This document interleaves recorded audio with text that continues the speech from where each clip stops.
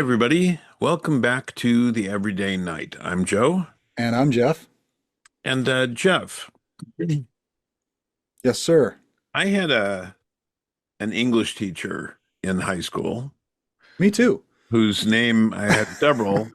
Some were good, and one we all survived with our love for literature intact, despite her best efforts. Ah, Um, by banding together and yeah, she, um, if anything, could have caused people to not want to read anymore. It was this particular English teacher. But we remained undefeated and retained all of us, our love of reading and literature and writing, despite her best efforts. But I recall her and bring her up because she said something at one point that she said that there's right and there's wrong. And she was essentially advocating for something called moral absolutism. She said yes. there's right and there's wrong. And we said, well, let's consider some examples from literature of other cultures. Let's consider science fiction with other alien species. She said, science fiction is not literature, it's trash.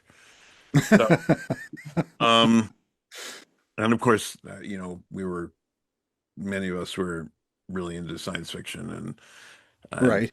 Tolkien and other things.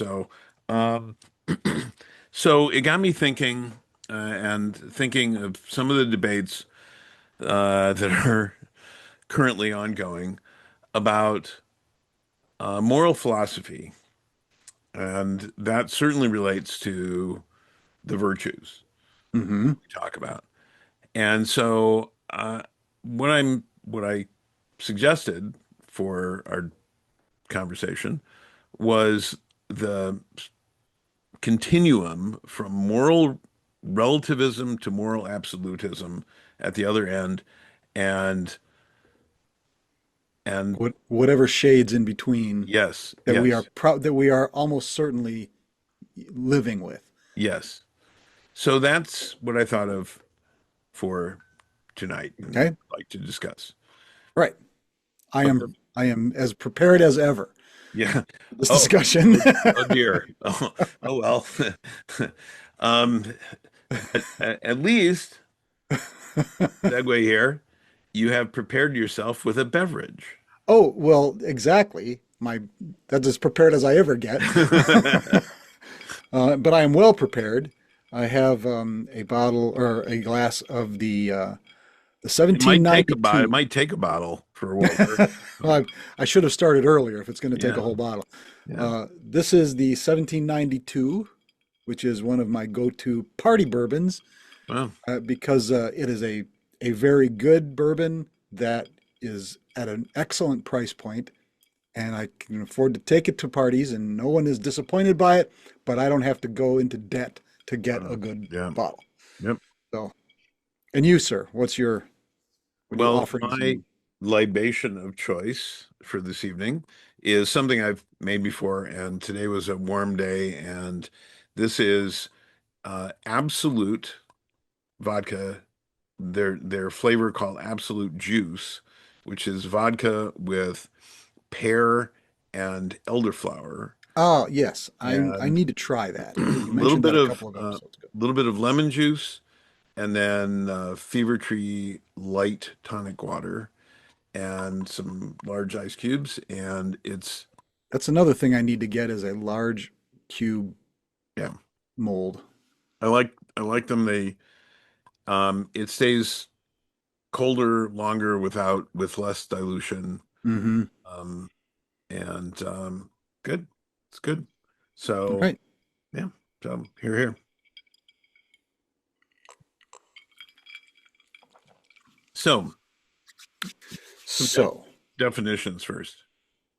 So moral relativism asserts that, well, before we talk about more this continuum, I want to reiterate something that I've said for a while, that most of the definitions you'll find, in fact, the whole category of moral philosophy is sometimes called ethical philosophy. And Hmm. I make a distinction between morals and ethics, Okay. a definition distinction. And we've talked about this before, that morality governs personal decisions, ethics governs our relations with other people. That ethics are what Sure. the society agrees upon for conduct for that enables people to coexist in that society. Some Okay. people use those words interchangeably. I find that problematic because it's not distinguishing between private conduct and public interaction conduct. Well, however, and I think we've touched on this before too, that if your actions don't touch or impact anyone else, does it matter? Well, it's the difference between cheating at solitaire, Hmm. game of solitaire with cards, or cheating at a game of poker when you're playing with other people. Well, And one has no consequence. One has an immediate consequence if you play yes, with the people I well, play with. exactly. Um, in fact, there was even and I've mentioned this before, friendly game of poker when I was in college. And one guy who was part of the usual crowd had his hands below the table with his cards. All right. And he Poor form. said, put your hands on the table. And he got offended. He's blah, blah, blah, blah. I said, no, it's just, you just don't do that. This It's is just, etiquette. This is yeah. beyond ethics, And although they he, share a root. and he got upset, angry, and stormed out. And we all looked at each other like, what the hell was that all about? We didn't think he was doing anything wrong. We thought he was just being stupid and lazy. Now we Yes. think maybe he was doing something wrong because he got so defensive. But anyway, the cheating on a game of solitaire or any kind of, if you're playing Wordle or Quordle or something, and you look up clues and stuff, well, it doesn't really, it doesn't hurt anyone else, but it it it's not something I would do because it defeats the whole point of challenging yourself. So Right. it is, which is um, ag- against the virtues of honesty and uh, Well, you it know, it sounds like what you're talking about, a lot of people would simply call integrity.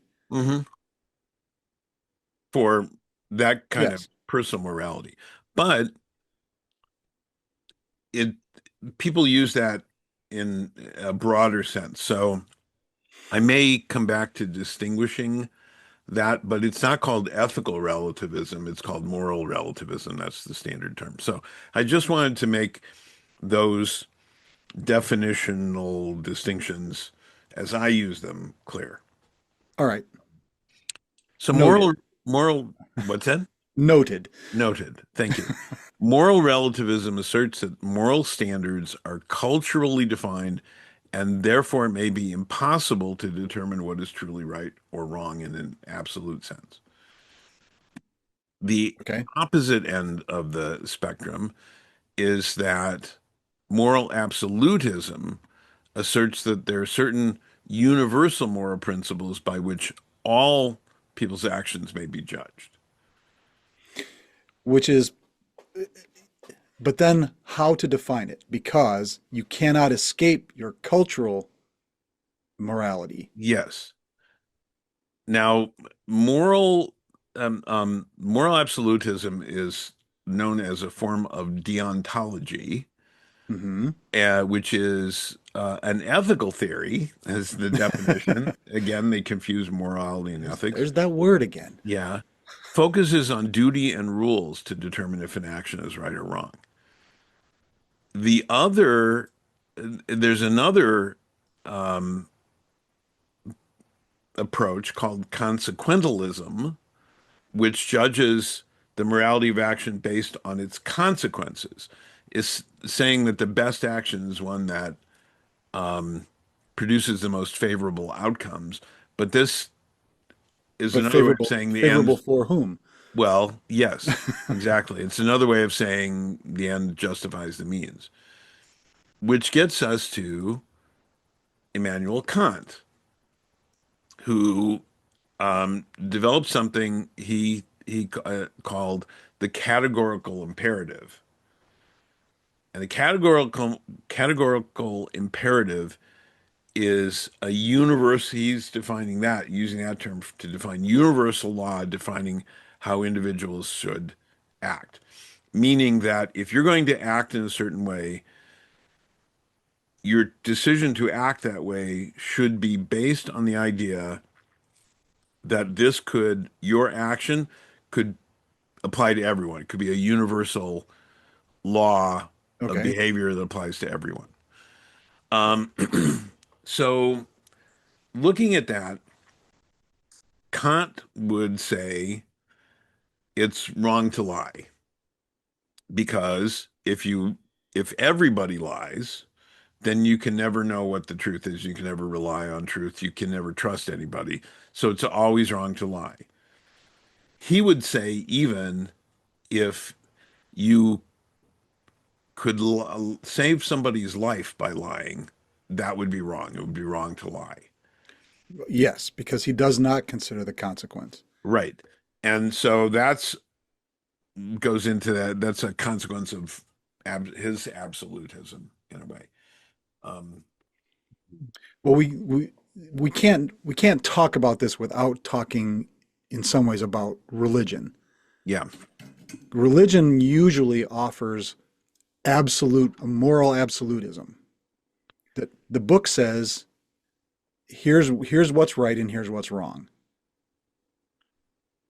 Very often, not all the time, and not all No, religions, but but very often. but if you are an adherent to moral absolutism, chances are you're religious. Um, they often go hand in hand. They Yes, often that do. and that's what I'm pointing out Yeah. because there's a dogmatism to moral absolutism because Yes. you have to pinpoint what that moral absolute is and where do you get that without relying on your cultural morality. How do you arrive at an Yeah. absolute morality? Well, and How yeah, does it derive? and Kant was trying to do it through reason. He was Hmm. trying to say that reason should dictate how people act. Um, and so his rather than a religious foundation for his absolutism, he was saying reason is. So the example of lying, if everyone lies, if that becomes the categorical imperative, if you lie, you're saying everybody universally should be able to lie. Therefore, you'd never be able to trust anyone. And I Yeah, think what's missing, the subtlety that's missing from that, and the example I said, lying to save someone's life. We've seen that in every kind of cop movie and action movie yeah, where the gun's loaded. No, it's not. The the cops will be here in a minute. They're all kinds of lying to defeat the bad guy, save the life, all that sort of thing. And it's justified. So he's missing the point that no, sometimes it's justified by it doesn't mean by somebody else doing something worse, you know. right. So Consequence again. consequences. I Um, always I always thought superheroes, right, are supposed to be the good guys. mhm. And um, back when uh, all the DC comics were out on like the CW channel, and I maintained that through all of that, half of the subplot throughout all of those series was at least it starts out with the hero keeping his identity secret from everyone he knows.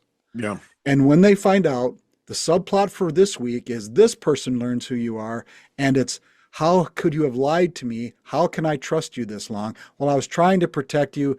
You right, hear that over and over again in the right. superhero genre. I was doing it to protect you. I don't need your protection. Well, and then immediately they do need their There's protection. protection. Exactly. Yep. So, but this is again, it's what are the consequences, right? Um, of what are the consequence of the lie is that yes, that person has been deceived. But the consequence of the deceit being lifted is they are now in actual physical danger. Yes. Or the bad guy gets away with the thing that they shouldn't get away with. Sure. So,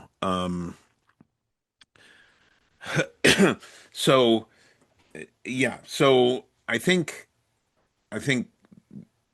Kant and the idea of the categorical imperative, I think, is a useful thing to consider when thinking about your own actions. Do they, if everybody acted this way, what would the result be? And because that gets us back to what we've talked about before, and what you mentioned in the social contract Hmm. of how we interact with each other, which is another way of saying ethics. Um, that how we behave, do we expect other people to behave the same way? And that again raises the idea of people being exemplars of the virtues that they believe in, not just talking about them, but living them. Right. Um, um, I've got. Let me offer another.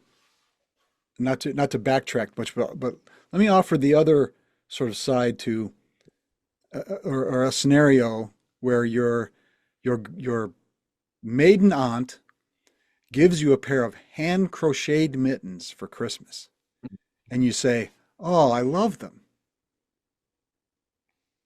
Is that okay?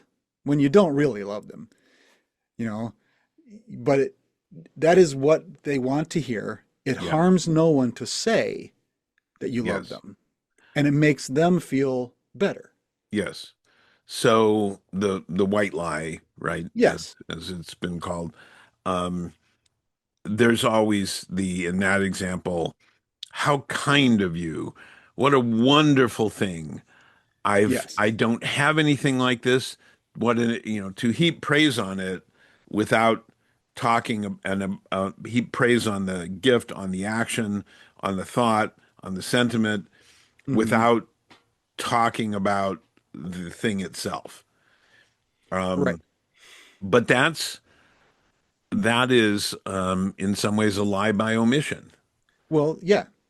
I'm always reminded of Hercule Poirot when Hmm. gifted a pair of hand knitted mittens by uh his not his assistant, his associate. Um, His amanuensis, yes, yes, and I don't remember the character's name now, but yeah. he's gifted this pair that his Cato, wife made. Hmm? His, Cato. his Cato, yeah, right, or his Passepartout, pick whatever. Yeah, we'll pick one. But he's Alfred. he's he's offered these as a gift, as a Hmm. thank you gift, um, by this person who is in it. They've been knitted by his wife or his mother or something, and they're absolutely hideous. And you know how Poirot is very fastidious in his appearance. Yes. So he takes them and he tells his friend, "This is a lovely, thoughtful gift. Thank you very much." And that's all what he says. And he puts them back in the box and he sets them aside. And it's on a chilly. It's around Christmas, right? And the guy's, "Oh, well, thank you very much. That's nice of you to say. Why don't you wear them?" And Mhm. Pro is horrified, and he says, "Oh no, no, we save them for special. We save for special." Yes. Um, yeah, I when I was growing up, when I got I've mentioned this before, I think. Um, my relatives knew I'd like to draw and paint, Mhm. and they would buy me crayons. But I was very particular about my crayons and drawing No. tools, and yeah, I was What? very, very particular. The range of colors, the friability, the ratio of pigment to The wax to 64 box of Crayolas wasn't your end all be all of.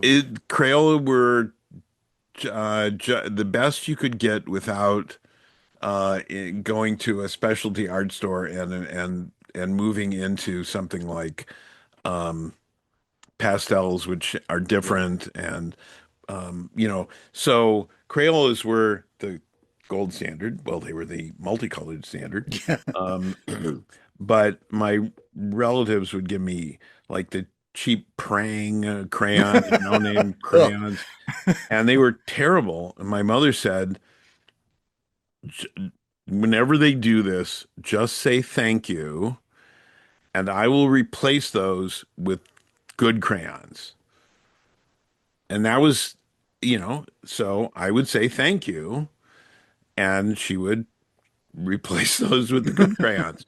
Um, because she didn't want me to say anything honest Right. about, if you're gonna, thanks, but if you're gonna give me, just stop at thank you. If you're gonna not go on to explain that they were not good crayons. Um, and I think that that was a good way of being courteous, which is also Hmm. something we've talked about. I've known people over the years who think that if you are being courteous or polite, that you are being dishonest. That that be honesty that they preferred brutal honesty. I think they preferred the brutal part to the honest part. Mm. Um, and it reminded me of there was a character in an episode in Star Trek: The Next Generation, an alien species. Someone bumped into to this. An Wesley. ensign bumped into the Wesley. alien.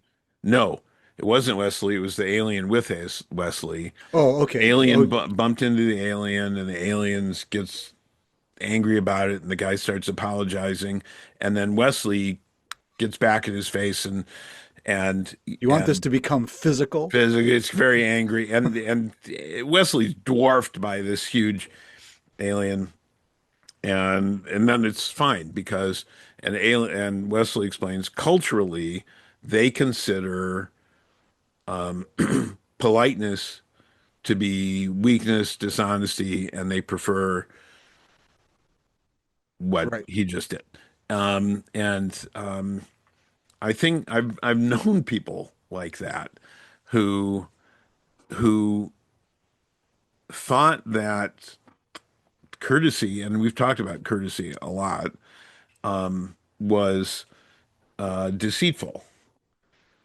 And well, that says something more about them than about the idea Yeah. of being I courteous. I think that has more to do with they don't want to be they want to be bothered to be tactful, Hmm.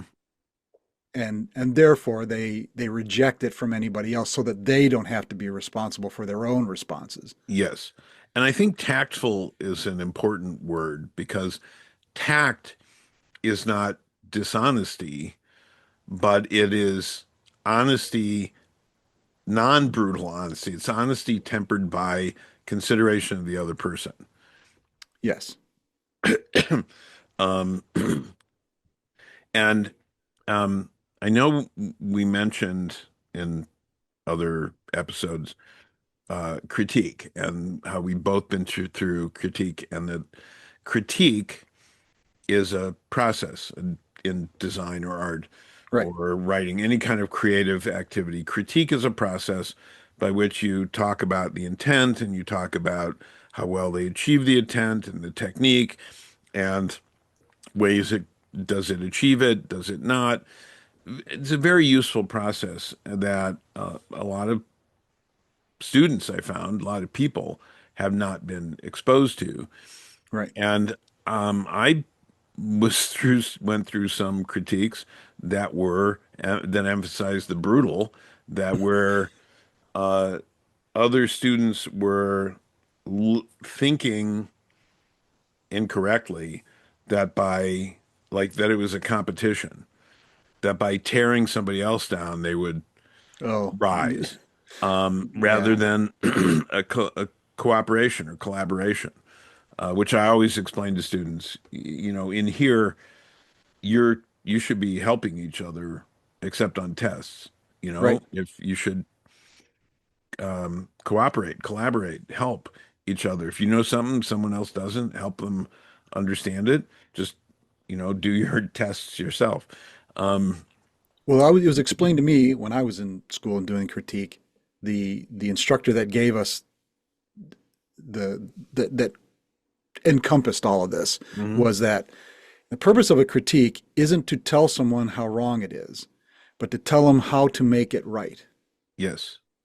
So everything has to be in some ways a positive. Like if Well, you yeah. here's where I think this could be better, not this is where you this is all wrong. This if you're as you say what what your intent is. If your Yeah. intent was to do this, you could have done this instead. Yes. And it's not to tell them how to do it the way you would have done it. Right. It's not to make their work into yours, which is a problem I've had with some teachers in any kind of field, that they could only teach you to do something the way they do it.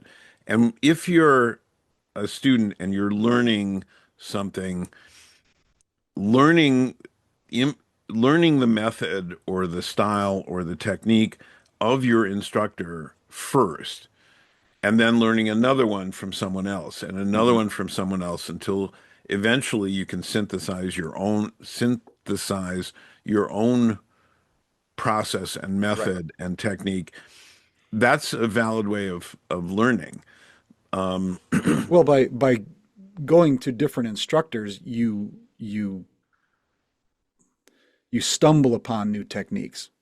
yeah. Transitioning from one school, if you will, to another, usually you pass through a zone, an area where there's a there's a there's a way between the ways, and you can Hmm. only do that by trying more than one way. Right. Um, so, but again, that's the the method in critique of you're not it's not an opportunity to make yourself look better by tearing someone down. It's an opportunity to help them better understand how to achieve what they want to do. Right. Um, so, um, trying to get this back now to what we were talking about, the range Hmm. um, Moral of relativism, more to moral moral absolutism. absolutism. Um, I think that the moral absolutism that we see politicians espouse is often in contrast to the political deal making that they do Oh in yeah, it's they will say one thing and do something else and then make excuses for the thing they did and redirect and obfuscate. So I think the if people talked in terms of consequences, results, what's a results oriented approach? So I've often mentioned that my own personal approach, philosophy, I call ethical pragmatism. hmm, Pragmatic ethics were something else that was the ends justify the means. If it's the most pragmatic, therefore it's ethical, which is not what I mean by that. I mean, what is most likely to achieve a positive outcome for the most people? right. Is so ethics because it's about the society, and pragmatic, does it work? Will it work to advance the common the common welfare and the The you know greater good. the greater good? Um, and this is I would put that in contrast to the people who are focused on private benefit for a few as an Right. outcome, and there's a lot of that. Or even, to me, even a narrow benefit to a base, let's say, Right. if we're in political terms, right? That everything is a sacrifice to your base because, but that's also a personal motivation. Yes. Everything is a sacrifice to your base so that you get reelected. Right. The motive isn't to do good. The motive is to get reelected. Right. And that's the problem. Yeah. And we just saw that in a how the votes of representatives and senators were bought by inclusion in a bill of things that would benefit only their constituents so that their hmm constituents would be more likely to reelect them rather than being of benefit to the entire country. Now, however, I want to point out, arguably, that is what representatives in the House of Representatives, that is kind of their job to look out for their constituents. Well, yes. However, a short-term benefit to a small group of their constituents, if it is in opposition to a longer-term benefit for the whole country, then it's short-term thinking rather than long-term thinking. And I would say it's the duty of the representative or senator to educate their constituents. I agree, and I just Yeah. wanted to make that point Yes. that that is what when a constituent votes for someone, Mhm. they expect them to be looking out for them. Well, I will yeah, absolutely agree with yeah, you that the reason I have always spoke towards I want to elect somebody who's smarter than me, not just somebody who does what I want. right, So that they can safeguard the country as well as their district. So we agree. yes, I'm yes, just pointing out, it's kind of what a voter, the average voter kind of expects their congressional representative to do is look out for them in their district specifically, right, get contracts in their district, fix the roads in their district. You know, so yes. I I, I, I I get think when, that part of it. yeah, but they also have a national responsibility as well. Yes. And then they Um, have to be balanced against each other. And like you yeah, said, the constituency has to be educated in that balance. yes.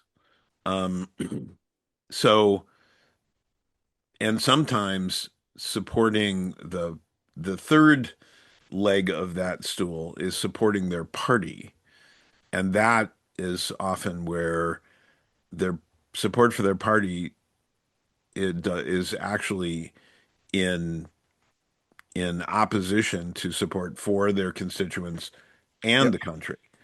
Uh, And that's where supporting the party to me is nothing but about nothing but getting reelected. yeah, That's yeah. that because your party is where you get your money for your campaign.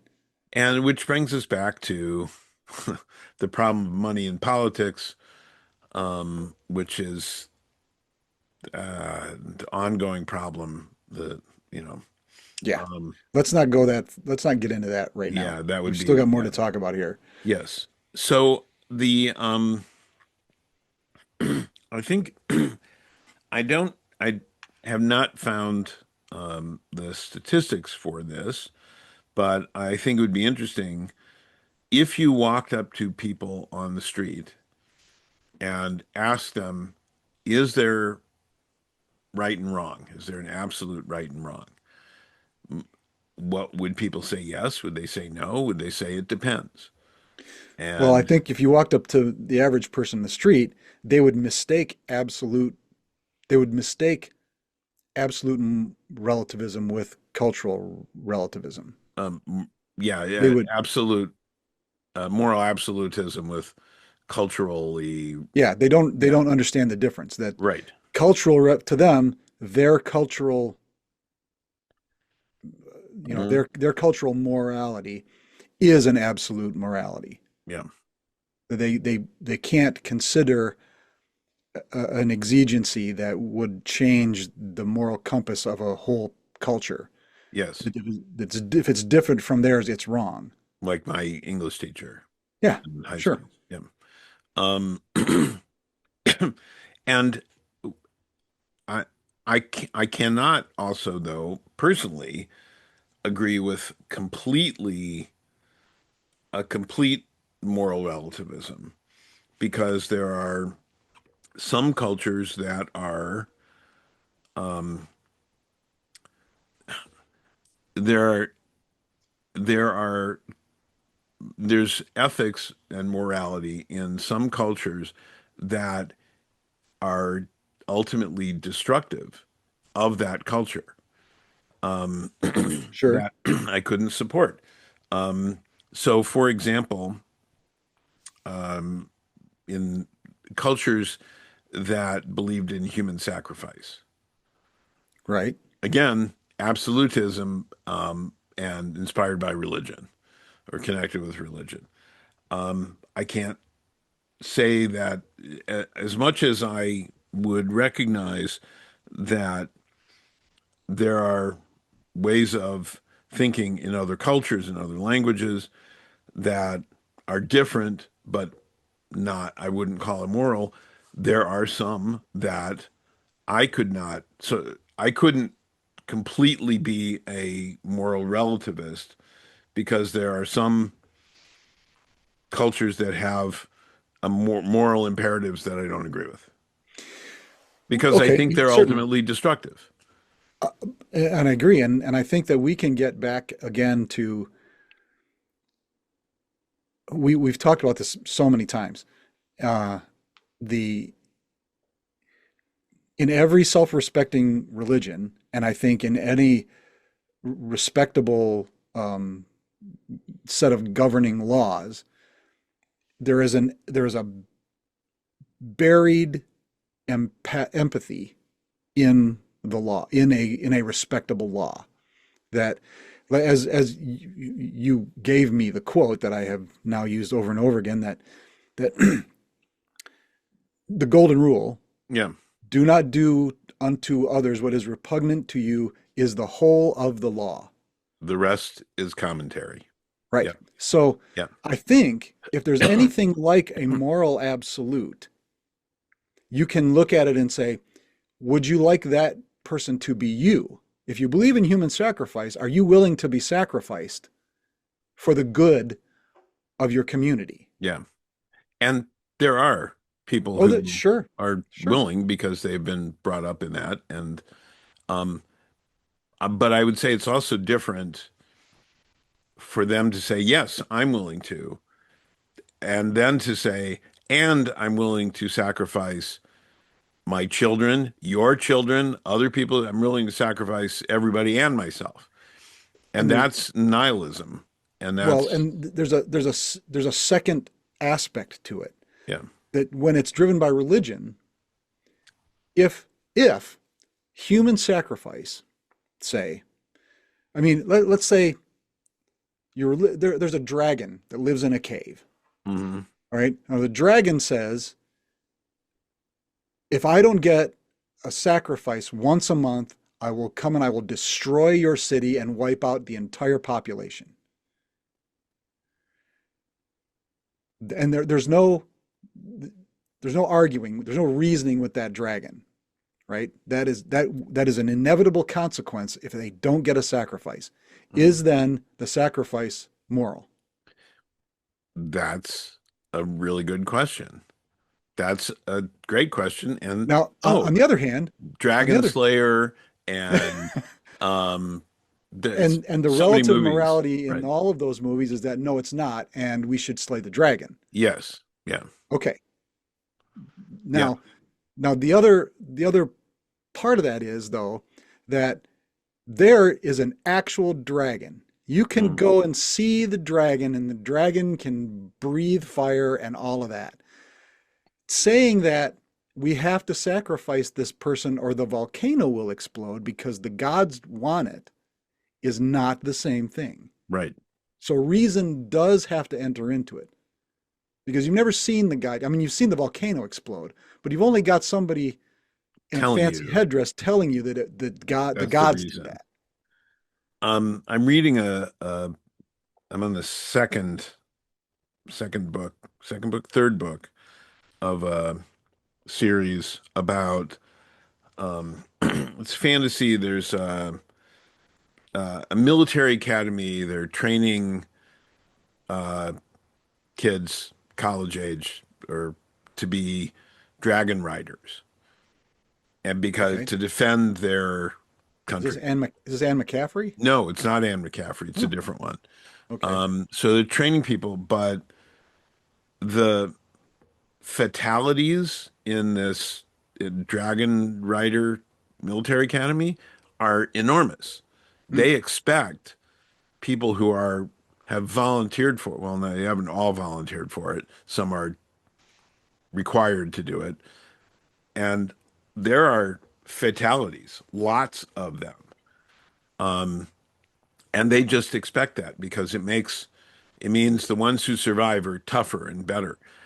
Like Okay. that's vile because the people who want to serve they could find another way for them Mhm. to be of service without even if they're not suited for that. It's terrible, terrible. But that's actually part of the story is Okay. how brutal the the society is and unfair. And so that becomes a thing without giving away too much of it. Um, it's the Empyrean series. The first book is called Fourth Wing. There's going to be a movie made of it. Hmm. Um, it's really good. It's really engaging, but I could tell I was engaged in it because I got really pissed off at it. But The author got you. it did. But it is, well, they just accept it as Right. because that's their culture. Whereas we are looking at it, reading it from the outside from a different perspective. Give the author a lot of credit for creating something like that. Um, so the yeah, um, looking at other cultures, different table etiquette. Great. Do that. Hmm. That's fine. Yeah. Don't Those are just customs. Those are but just yes, but don't I've seen it when traveling and have been embarrassed by Americans who think that everywhere they go is going to be the same as home and and or they weren't Americans, the people I saw doing this, sitting at a table, snapping their fingers in Italy for oh, and yeah, we were in this was years ago, we were in Padua and we're sitting at a table outside at a lovely little restaurant. And just two of us. And then nearby, there was a table of like 6 or 8 people who were from Germany, because I recognized what they were saying.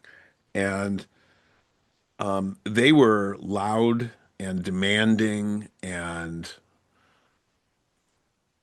were being ignored by the waitstaff. Whereas we had at any given time four people from the restaurant around us talking to us or helping us or offering things because we were, we tried to speak the language. We were friendly and we were not demanding. It's like we were complimenting the food and it was, but as you say, that's customs. But I think that at a lower level, that is what people think of as the norm for their society. And that's how they get indoctrinated into thinking what's the norm in ethics, what's the norm in Sure. morality, and how Yep. that can lead to people doing doing things that we would find objectionable, bad. Well, I mean, the um, reading up on this subject, and I don't remember, I'm trying to remember who the author was in the 16th century, wrote on cannibalism. As as Europeans explored the Hmm. globe, son of a gun, they started meeting uh, cultures that have widely varied customs and expectations. And so, and in this philosophy discussion, cannibalism comes up quite a bit because to the Western mind, that is the worst thing ever. That Well, second worst after murder, I suppose.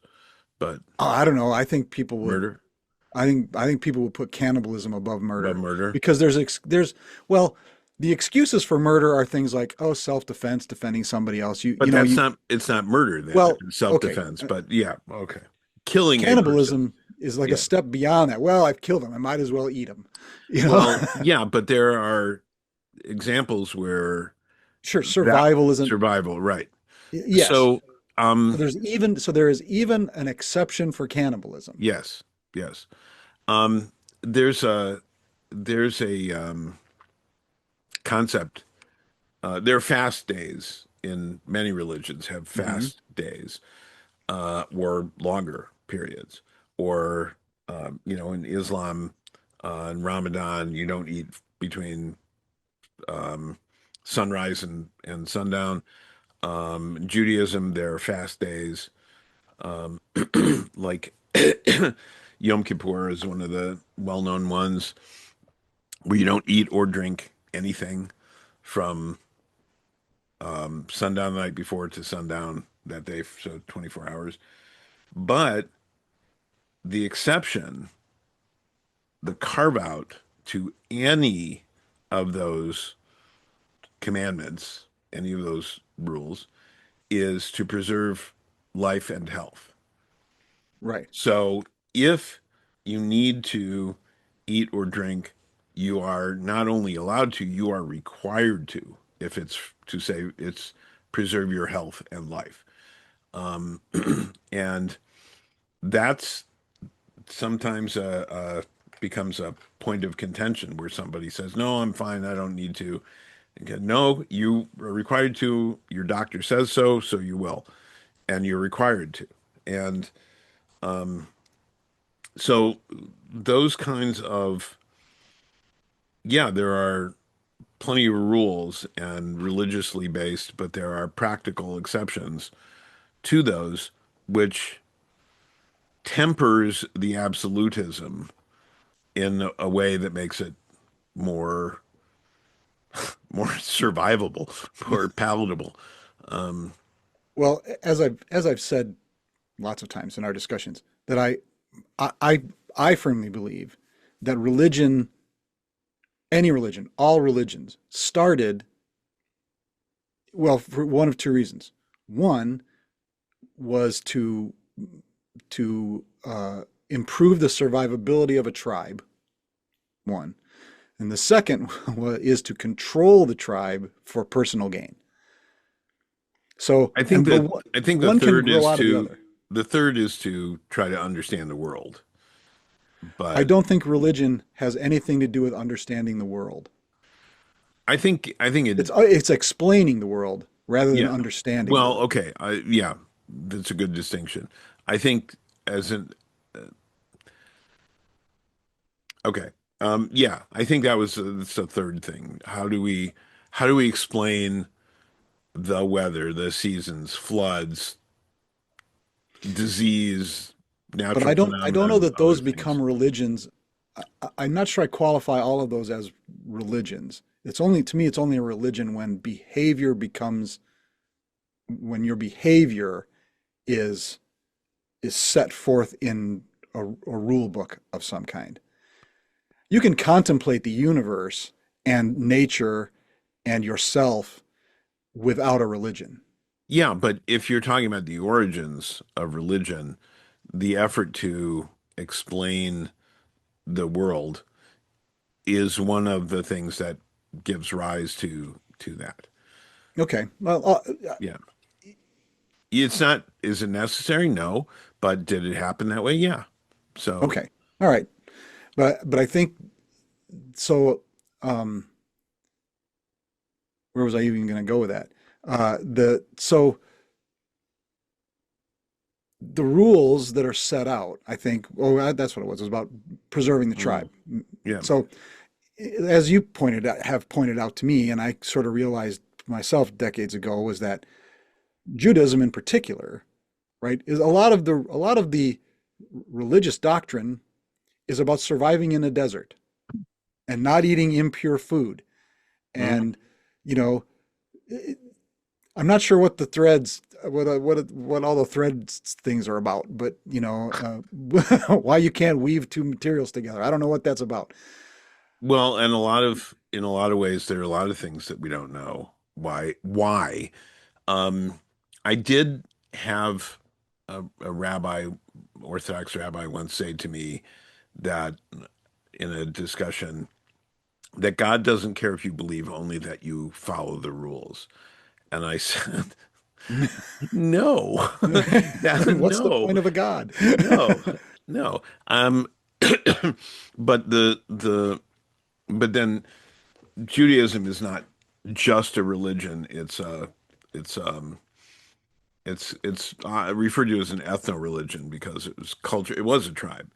It was Hmm. uh, uh, an ancient tribal society um, that has maintained its practices for a very long time. But those practices have been modified and changed and evolved as Right. well. Um, but that's why you can have people who are Orthodox or even atheist and still be Jews. Well, it's always struck me as an interesting, I don't know, well, most observation, not most of about Judaism, but about Christianity, yeah, in particularly in America, where, well, I'm a Christian, I'm a devout Christian, but I don't like this church. I'm going to try this other church and see if I like it better. yes, yeah. I'm not sure you're as devout as you think you are. Well, the yeah, and I get that, but that is if you don't believe in the divinity of Jesus, you can't call yourself a Christian. Whereas in that's not the case as the case, Judaism. You don't believe in Jesus as divine, although there's some weird sects that claim that they do. But the religious belief is not necessarily a requirement for people who are born into Judaism. So this is another topic, and we're kind of getting off kilter Well, here. but my point about Christianity does speak to moral relativism Yes, in a way yeah, that, well, I've decided what my morality is, and this particular church, although I call myself a Christian, this Christian church doesn't think the way I think, so I'm going to abandon it for another one that thinks the way I think, yeah, rather than recognizing that I have to change myself to honor this religion's God. I am going to shop around until I find the God that fits me best. yeah. I'm sorry, I think that is an extremely American way to look at things. Well, I don't think it's limited to America, but I think it is a very American way of doing it. The shopping around Yeah, for, yeah. God is a consumer product. Well, and it's interesting because the um, political cultists who, um, well, we talked about this with cluster thinking, Hmm. that which is uh, assuming because of one person, a person believes one thing or has one position they hold, that then it's true, must be true that they have all these other positions. And people have assumed that about us, each of us, that, oh, we think this way, then you must, we talked about that a lot in when we talked about cluster thinking. But I think cluster thinking is also works the other way that, well, if I think this one thing, then I must agree with all these other things, even if I don't. But if I'm going to be part of the group, I Right. have to believe these things to be accepted. And there are people who will alter their thinking in order to belong to Yeah. a group, be part of an in-group. There is a really good book I've mentioned before, When Religion Becomes Evil, and it's signs that a religion has become a cult. Hmm. And it's one of the signs of it, as I recall, is holding the absolute truth. Only here can only be found here, and that's a sign of evil in that it's no longer religion, it's a cult. If that this is the only place you can find the truth. Yeah. I believe that I can immediately stop listening to someone who says that the Bible has all the answers. Any book, any book, any religion, any philosophy has all the answers. I can just stop listening because Well, I think I mentioned this before that I was talking with someone about religion, and they talked about the Christian Bible, and I said, "Well, what about the mistranslations? Absolutely documented mistranslations from the Torah, from the old, what you call the Old Testament, mistranslations, and even mistranslations from the Greek of the New Testament into English, and they're all over the place." And this person said, "They're not mistranslations, they're divinely inspired corrections." right. Well, okay, that's Can I interest you in a volcano? yeah, it was just such a fascinating justification, self-justification of a rationalization of why what they accepted had to be true. I think there are people who think that the King James version is the original, that it was dictated in Oh, by God in English. oh, there's absolutely a sect of Christianity that uses the phrase 1607 straight from heaven. Oh dear. We both know somebody who escaped that particular sect. Yeah, yeah. Ugh. So, yeah. Mm. So this is, Yeah. I knew we could not avoid religion with this discussion. No, no. Um, Um, but it's not the all, there are plenty of non-religious people who will argue one way or the other for moral absolutism. well, and there are people who claim that there would be no morality without religion, which I find absolutely false. Yeah. That morality and ethics, humans evolved in their evolution, developed morality and ethics as a means of survival, Hmm. because community and groups of early humans had a better chance of survival. And how did they maintain the tribe, as you said, tribal cohesion and support, all working together? And religion was a way, not necessarily religion, but morality and ethics that governed the way people interacted with each other were key to that. So I say, excuse me,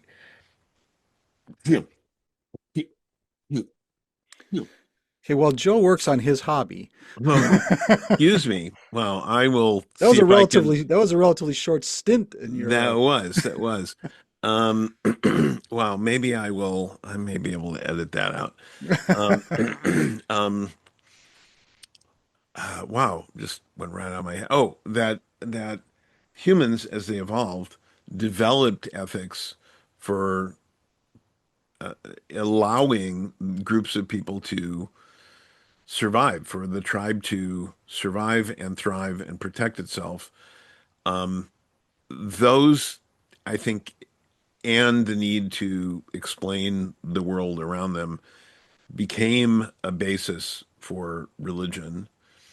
And then somebody saw the means of controlling the tribe, as you said. So I think that it was not necessary for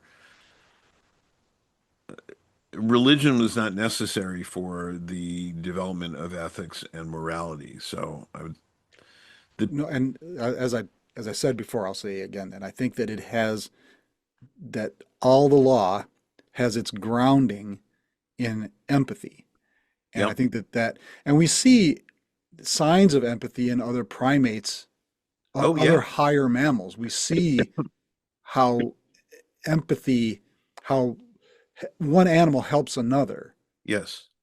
right? Well, And and it's that's got to be more than just a survival instinct. yeah. Yeah, it's innate. Of I I also saw an experiment they did where two monkeys in cages next to each other and they could see each other and one was given a grape and the other was given a slice of cucumber and they ate them and then the one monkey was given another grape and the other monkey was given another slice of cucumber, but he could see the first monkey getting a grape and And knew the difference. knew the difference. They've eaten them before. And he took the cucumber and he threw it out of the cage at the person handing it to them, and who tried to give him another cucumber, and he threw it again and was shaking the bars of the cage because it was unfair. Hmm. So, Did the other ape try and give them? See, that would be the real test to me yeah, of if they would empathy is share that he would try and give the grape to the other ape, monkey. But monkey. Oh, it was a I monkey. Okay. I didn't see that part of the experiment. I don't know if they did that. Um, um, I've seen animals do that though, where they would share their Yeah. food, and I think that yeah, empathy, and I think in the continuity, the continuum from a moral relativism and moral absolutism, that I think I think I find myself somewhere in there. There are things that um, other people have other ways, and I can accept that up to a point where I can't, and and Yeah. that's where I find myself. So And to me, it has more to do with when there's a victim, right? yeah, And that's yeah, to me, that's the empathic part is because can see myself as a victim in that scheme yeah, or in that scenario. And if there's no victim, I, I I have a harder time judging someone's morality if there's no victim. You want cheated solitaire? I don't care. Who cares? yeah. I don't think that makes you a bad person. And it some may say, well, if they'll cheat at solitaire, they'll cheat you. And I don't think that's necessarily No, I true. don't think that's necessarily true. Um, but they're likely to use AI to plagiarize a paper and turn it in as their own work. Okay. Again, who there's a they are themselves the victim in Oh, that case. well, if we're going to actually talk about that, there's more than just them. It's not a victimless crime if they're doing that. True. Plagiarism is not a victimless crime because the person who's it's not if they are a victim because they're not doing the work, they're not learning. The If they're plagiarizing from another person, the person whose work they stole is a victim because they're not being acknowledged or Hmm. compensated. If they're using AI, they're substituting another entity's work from for their own. We talked about this a lot in the two episodes we did about AI. Hmm. Um, but they're also there's any educational institution has a code of conduct, and that violates the code of conduct, so they're breaking the rules. That's not victimless because other people are expected to follow the Right. rules. And if they actually succeed and do well, better than they would have, well, what does that do to the class rankings, grade point averages of others? And what does it do to their likely continuation into further education or their fields or so on?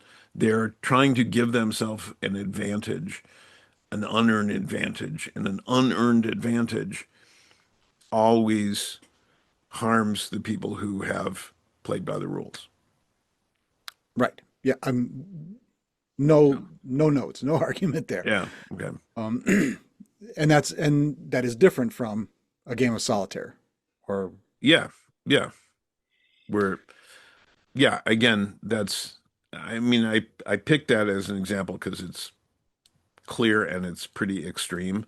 Your own private conduct versus yeah, as soon as you involve another person, well, there are areas where it's the is it ethics? Is it morality? Well, if it's does that change my definition depending on the number of people affected? Well, is it again, it's that's I don't know that other people necessarily recognize that distinction, but I've found it useful when considering the difference between private behavior and interactive behavior with other people. So, right. And again, we talk about this sort of American um, myth of the independent, frontiersman and yeah.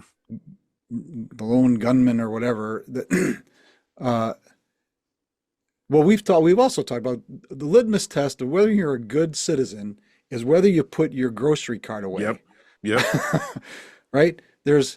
There are actually people employed to go and collect them. So one might argue that if everyone just took care of their carts, you wouldn't need that person doing that. Well, if you put it in the cart corral, They still have to go get it. they still have to go get it. Yes. And if they are spending less time collecting the carts there, then maybe they're doing more work inside the store, which would give them more chance for advancement in the store, given how stores work. So, Yeah, and I agree on all of that. And I think it's a great test yeah, of yeah, of whether or not you are a good citizen and a you know respectable member of society is if you put your grocery cart away yeah, when you're done with it. You yep, know, or I will often take if there's one between me and the store, I will take it and put it in the nearest corral myself. If it, yeah. Or I'll take it if I'm on the way into the store. You know, and I've unless it's seen, got a wonky wheel, yeah, I've seen more lately. Somebody's coming out of the store, they've just unloaded, and I'm just going in, and hey, I'll say, "Hey, I'll take that for you," and they'll say, "Oh, thanks," or or they'll offer it or something like that. I think that's great. Um, and those kinds of, I've also taken, and we've mentioned this before, and I just had occasion to do this, standing in line at TSA waiting for my carry-on bag to come out of the on the conveyor on the rollers. There was a man standing there, and he was impeccably dressed, beautiful suit, perfectly tailored, crisp shirt, great tie, just all together. And I said, "Sir, you are an example of how a, a man dresses. It's a pleasure to see. I wish I had more occasions to do that. And the fact that you're doing, I didn't go on and on, but I was thinking people used to dress like that to fly. They don't Oh anymore. yeah. People used to And dress like that to go to the restaurant. yeah, or to the theater. Um, and then I was on the walking behind two people who were like gym shorts and flip-flops with no socks. On a plane. Yeah, Jesus, wear at least wear shoes. yeah, yeah. So, Yeah, but I'm I can totally with you. understand why people don't dress like that anymore because, man, if you are sitting in,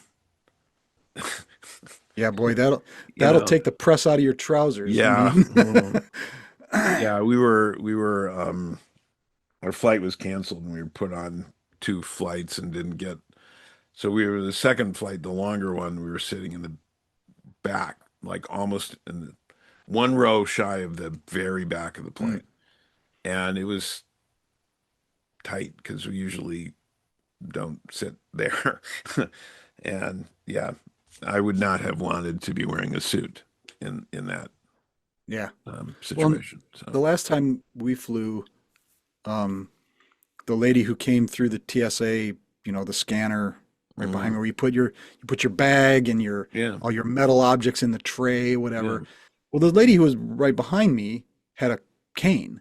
She was yeah. older lady, and I don't know how she got her bag up into the tray. Maybe the guy at the TSA agent put it in there for her, Hmm. but she was trying to manage her cane and trying to lift the bag out by herself, and it was like, I said, can I help you with that?"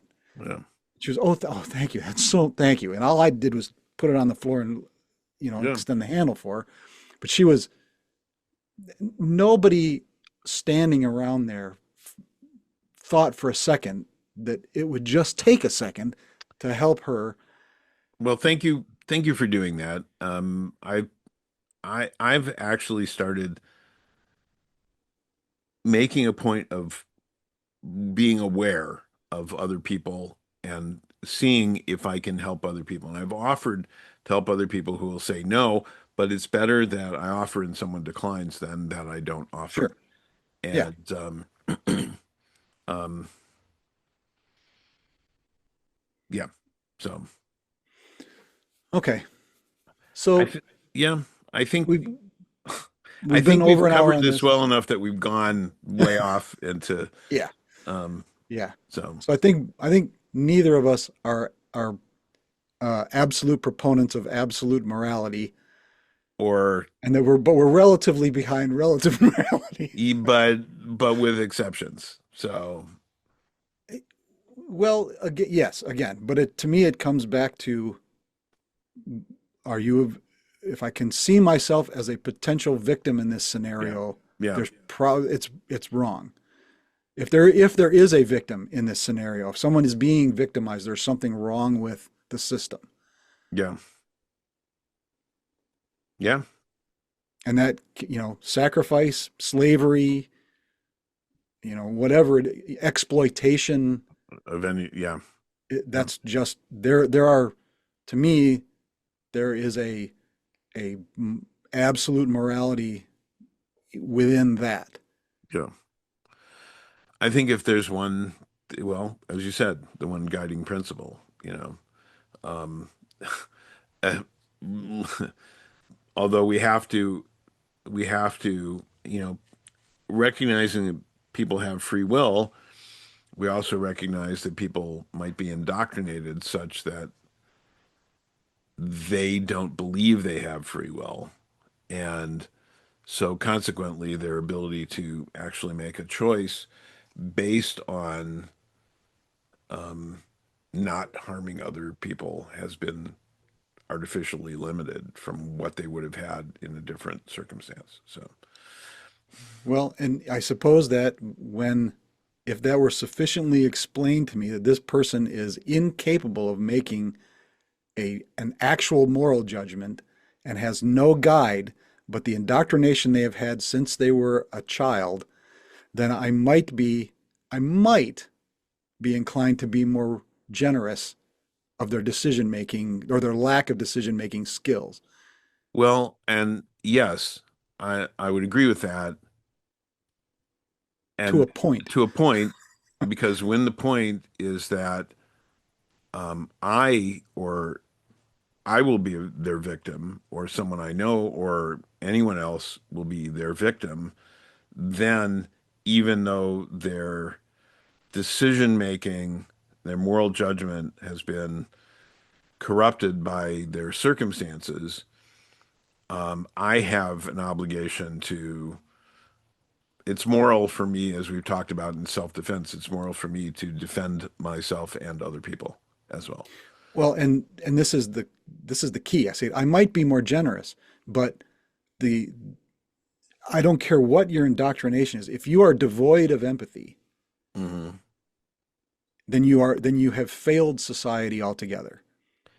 Yeah, and I think that empathy has to be not just for your group, your society, Well, if your yeah, country, if your religious group, it's empathy for all sure, well living that's what I creatures. mean. Yeah, That's what empathy is. If you can't yeah, in a given scenario, if you can't look at that scenario, find out who the victim, recognize who is being victimized. If you, and who the victimizer is, because well, sometimes that is who the perpetrator is is is obfuscated by people for their own agenda. So, yeah. sure. What I'm saying specifically is this person who's been indoctrinated, right, into this absolute morality, and that these people are right and these people are bad by virtue of this rule that I've been indoctrinated into. So this is what must become of those people. Yeah. If if you can't put yourself in the position of that victim and say, "Yep, that's all right," then you're evil. Yeah. If you are not willing to trade places with that person because it's right, you're wrong. Yeah. You are walling off a part of your humanity.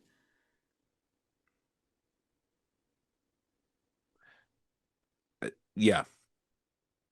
I'm coming back to like science fiction again, thinking of the Predator series or the Alien Hmm. series, um, where they are sentient, but they're it's different. They are predators and everything else is prey. And their culture is based on, like in the Predator series, their culture is based on being hunters and But yes, but they have a sort of relative morality too, because it's the sort of fair, what's fair in the hunt. yeah. There's an they have their own sort of ethical thing about the hunt. It's all Yeah. centered around the hunt. You're absolutely right. But there's this is fair. It's like the sitting duck alien with the super short story of the the alien the with the duck hunters. Hmm. And if you And then don't recall that one. the this alien race has come to Earth, and they say that they want to observe. They want to observe Hmm. and they want to help.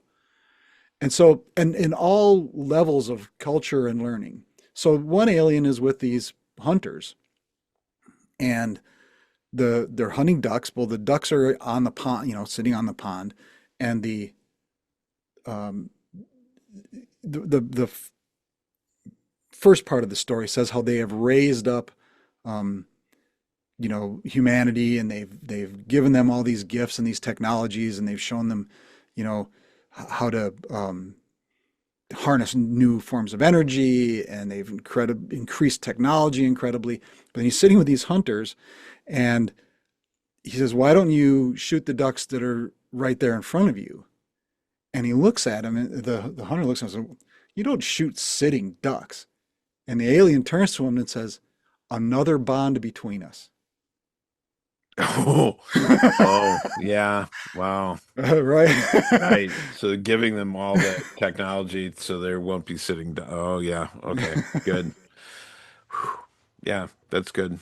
But I that's the kind of there's an ethics to the predator Right. thing Right. that the alien series is not. The alien is absolutely amoral.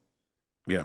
It is a it's like a shark. It is just survival instinct, and it is more intelligent, Reproducing and that's it. reproducing and eating. Yeah. It's like a shark. I mean, Yeah. it's so